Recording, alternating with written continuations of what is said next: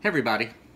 A couple of weeks ago we posted a video on Missouri Swagger where I was sipping a beverage, and I got a couple of questions about what that was, and I got some emails and some direct messages on Twitter about what I was drinking, and I was having an old-fashioned at the time, so I thought I'd go ahead and I'd share. This is my super secret recipe on how to make an old-fashioned. Now, I don't do standard measurements. I kind of make these things the way my grandma used to make biscuits, which is you just kind of know when, you know what you're doing, you know the measurements that you like. And everybody's mileage is going to vary on old fashions.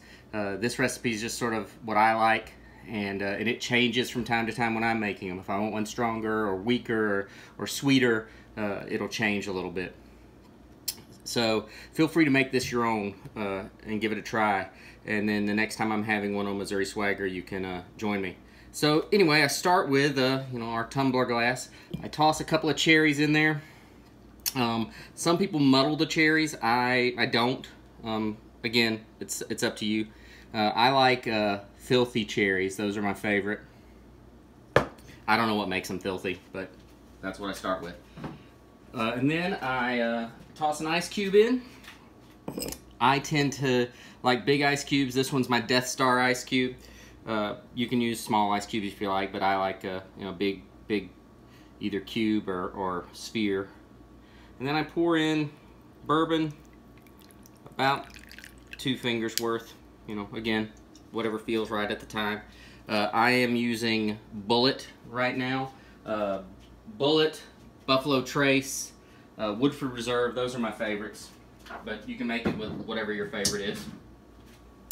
And then whatever bourbon I pour in about half, 3/4 to a half of simple syrup. You don't want it to be too sweet.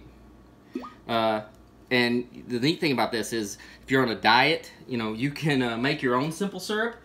First of all, you can make your own simple syrup just out of sugar and water. But if you're on a diet, you can use like stevia or something and make your own simple syrup. If you want to make a diet old-fashioned, I've done it a few times, and it works out pretty well. And once you've poured the bourbon and the simple syrup in, you kind of stir it a little bit.